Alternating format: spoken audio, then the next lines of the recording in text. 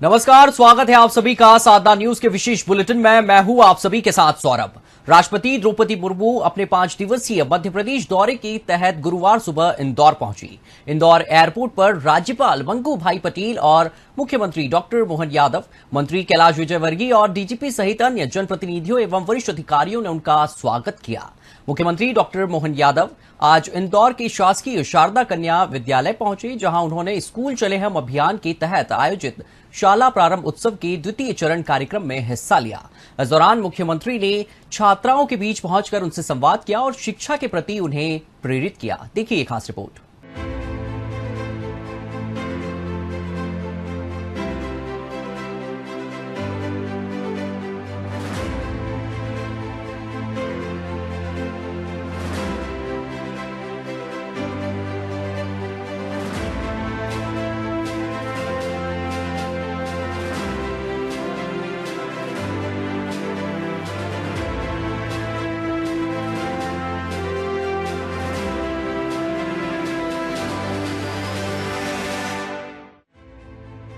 राष्ट्रपति द्रौपदी मुर्मू का विशेष विमान गुरुवार सुबह निर्धारित समय पर इंदौर एयरपोर्ट पहुंचा।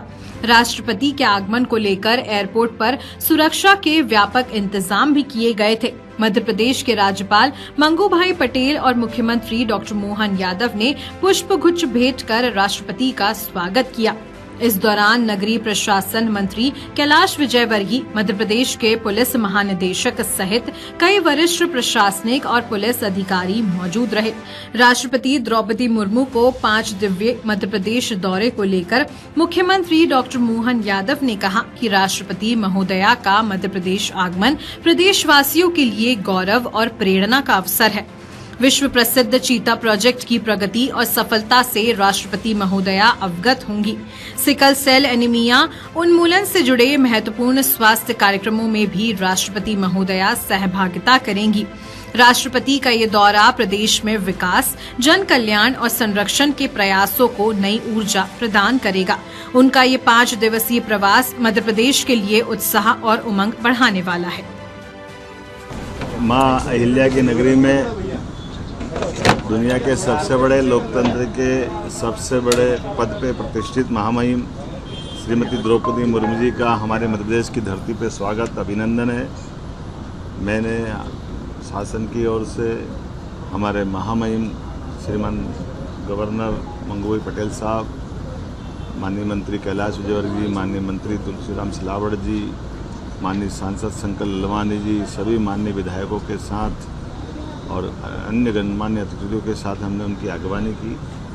हम सबका सौभाग्य है यशस्वी प्रधानमंत्री श्रीमान नरेंद्र मोदी जी के नेतृत्व में गवर्नर, महामहिम राष्ट्रपति, सभी हमारी अब रोज़मर्रा की या खास करके ऐसी महत्व की उल्लेखनीय सरकार के द्वारा चलाई जाने वाली व्यवस्थाओं में भी सहभागी होते हैं और हमको गौरवान्वित भी करते हैं। मुझे इस बात का संतोष है कि एक तरफ चीता प्रोजेक्ट की सफलता को भी देखने के लिए महामहिम हमारे मध्य प्रदेश में रहने वाले हैं, दूसरी तरफ सिकल सेल एनीमिया की जो चुनौती है उससे जुड़े भी स्वास्थ्य संबंधी अत्यंत गंभीर लेकिन दूरगामी दृष्टि से उस पर सरकार के द्वारा जिस प्रकार से रणनीति बनाई जा रही है, काम किए जा रहे हैं, उस कार्यक्रम में भी महामहिम शामिल होगी।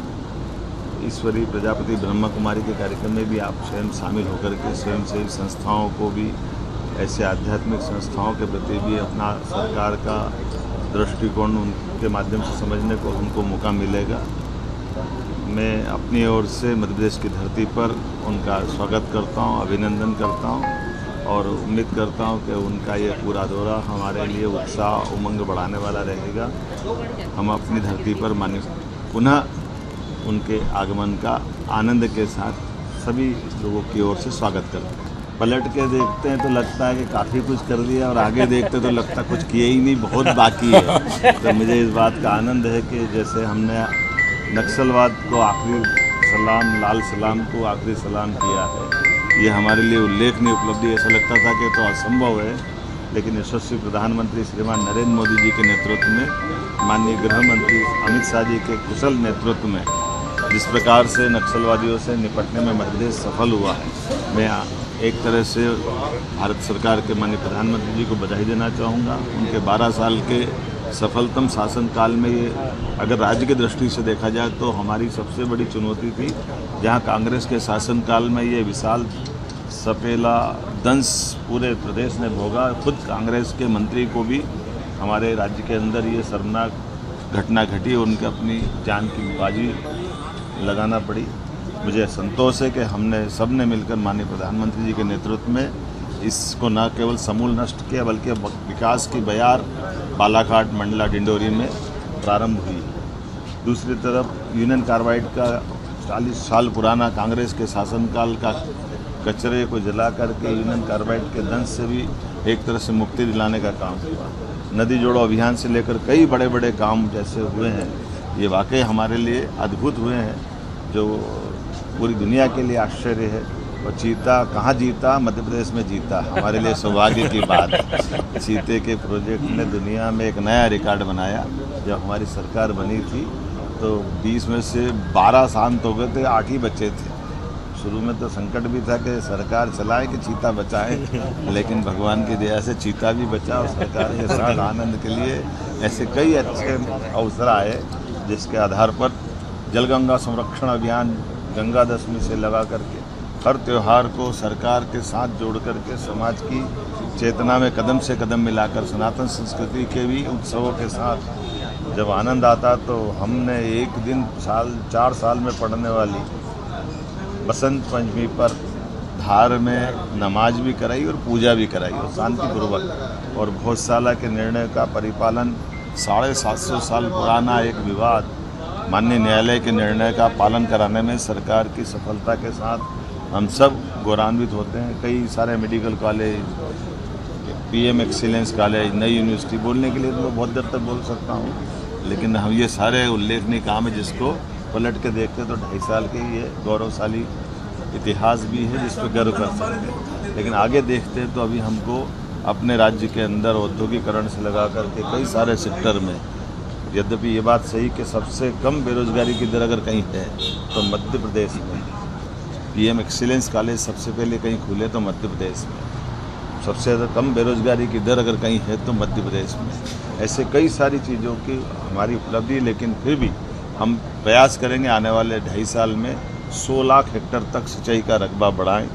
प्रति व्यक्ति आय जो कांग्रेस के 55 साल में केवल 11,000 रुपये प्रति व्यक्ति थी, हमारी सरकार के बनने के समय तक वो 1,30,000 तक पहुंची और आज की स्थिति में 1,70,000 प्रति व्यक्ति से आगे बढ़ी। मुझे गर्व है, इस पे हम लगातार और आगे काम करेंगे और अमृतकाल 2047 तक 22,50,000 रुपया प्रति माह प्रति व्यक्ति आय हो, इस प्रकार से प्रयास करेंगे। मेरी अपनी ओर से बधाई। मुख्यमंत्री डॉक्टर मोहन यादव ने वीरांगना रानी लक्ष्मीबाई के बलिदान दिवस पर इंदौर के किला मैदान में उनकी प्रतिमा और चित्र पर माल्यार्पण किया। इसके बाद मुख्यमंत्री डॉक्टर मोहन यादव प्राचीन वीरगढ़ी हनुमान मंदिर पहुंचे, जहां गौशाला में गौ माता की पूजा कर गुड़ चारा खिलाया। साथ ही मुख्यमंत्री डॉक्टर मोहन यादव ने श्री वीरगढ़ी हनुमान मंदिर में प्राचीन बावड़ी का निरीक्षण किया। इसके बाद मुख्यमंत्री डॉक्टर मोहन यादव ने इंदौर में निर्माणाधीन आईटी पार्क 3 का निरीक्षण कर अधिकारियों से विस्तृत जानकारी प्राप्त की। आपको बता दें कि 550 करोड़ से अधिक की लागत से 11,25,000 वर्ग फीट के क्षेत्रफल में आकार ले रहा ये 22 मंजिला पार्क मध्य भारत का सर्वश्रेष्ठ आईटी पार्क होगा। सीएम ने कहा कि इंदौर को हम प्रदेश की आईटी और सेवा क्षेत्र की राजधानी के रूप में स्थापित कर रहे हैं। वीरगढ़ी हनुमान निरंजनी अखाड़े के इस धाम पर आकर के वाकई अद्भुत लगा है। हमारी सरकार के द्वारा हर साल गुड़ी पड़वा से लगाकर 30 जून तक जो जलगंगा संरक्षण का काम चल रहा है, लगभग 2 लाख से ज़्यादा जल रचनाओं पर अलग अलग प्रकार से काम कर रहा है। यहाँ की हरियाली बता रही कि वाकई ये अद्भुत स्थान है। ऐसे में प्राचीन नगरों की जल रचनाएं केवल बावड़ी, कुएं, तालाब पर निर्भर थी। पूरे शहर का एक तरह से बड़े पैमाने पर जल रचनाओं से ही काम चलता था। मुझे संतोष है कि अब हमने उन सारी जल रचनाओं पर भी काम किया। इस आधार पर माननीय मोदी जी की सरकार के द्वारा जल संरक्षण को लेकर के मध्य प्रदेश नंबर 1 की स्थिति में है।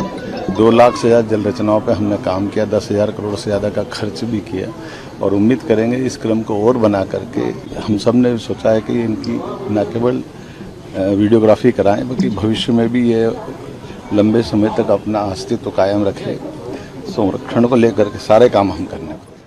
इंदौर के शासकीय शारदा कन्या विद्यालय में आयोजित शाला प्रारंभ उत्सव कार्यक्रम में मुख्यमंत्री डॉक्टर मोहन यादव ने सहभागिता की। कार्यक्रम के दौरान मुख्यमंत्री सीधे कक्षा कक्ष में पहुंचे, जहां उन्होंने छात्राओं से आत्मीय चर्चा की।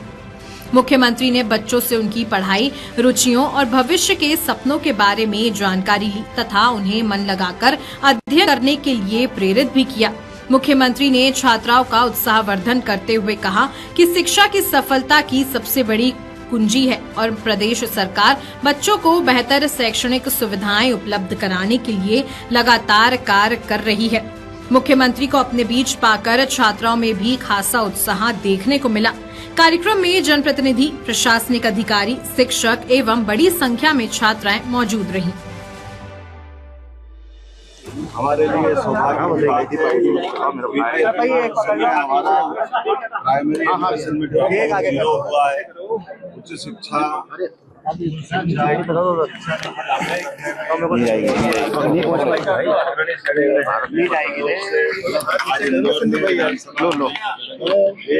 अरे बस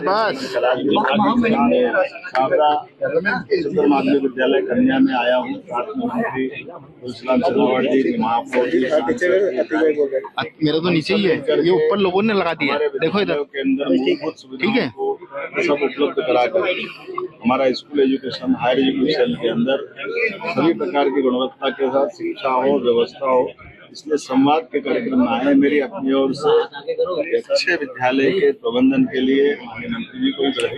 राष्ट्रपति जी के वहाँ से आप मिठाइयाँ लेकर आए बच्चों के साथ तो जब आओ तो खाली हाथ क्यों आओगे, कुछ न कुछ तो मिठाई लाने की।